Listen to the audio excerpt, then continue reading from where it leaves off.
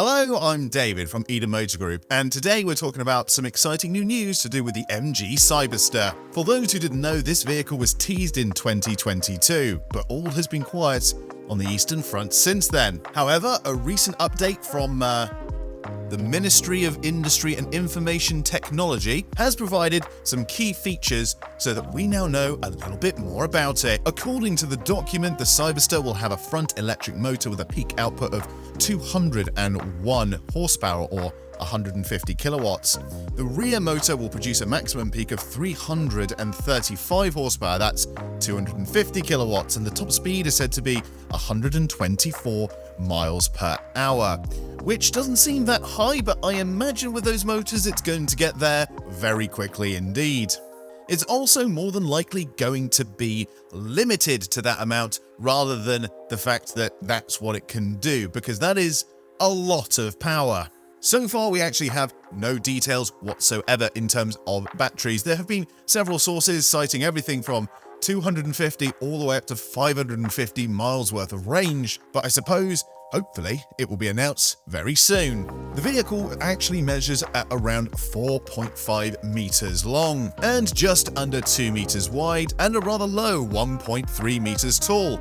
With a wide wheelbase of 2.7 meters, the Cyberster's curb weight is listed as 1,985 kilograms, so just under 2 tons, which, to give you an idea, is about the same weight as an SUV. With all those batteries and electrics in it, that's not surprising. Normally, most would go for the lightest car possible because obviously that means that the power that you've got on board means you have to drag less weight, which is especially important in a sports car. However, an electric sports car can be slightly different because, of course, you have all of the torque all of the time, therefore enabling to pull heavier weights along. Having said that, that means they're going to have to get some really cool cornering stuff because obviously more weight throws you out of line and the list goes on, etc. But I actually really can't wait to drive this thing. I think it's going to be a super interesting car. The question is this the return of the British sports car? The last British sports car we got, which was also not British, was the MX-5 that landed 30 years ago. Well, the only one that stuck around anyway. Is it time for another drop-top revolution? Let me know in the comment section below. The car wasn't the only thing that was shown though. There was also a specification or perhaps options page. My Chinese isn't exactly fluent. This shows things like black and red soft top roof, several wheel designs, window tints, badge packs, and some other stuff as well. No interior photos as of yet, but it's got to be soon if they are starting to create options packs for the vehicle. It's going to happen any day now, surely. In other news, Vauxhall has announced that they are going to be turning all electric by 2028.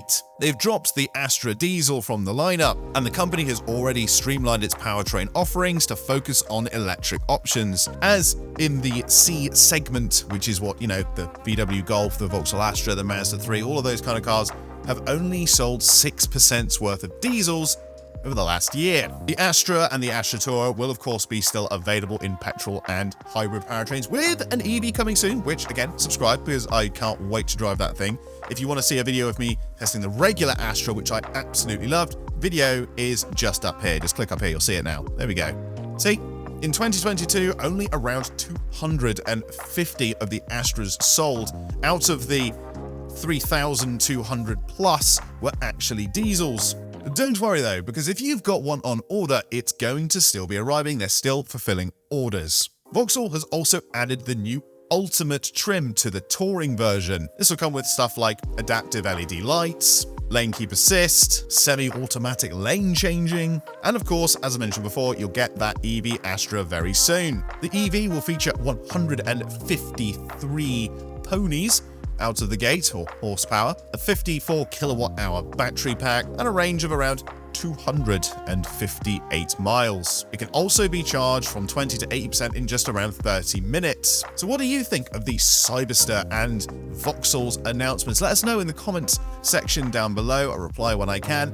And don't forget to drop a like and subscribe if you want to see more like this in the future. More news, more cars, more everything. Thank you very much for watching. See you next time.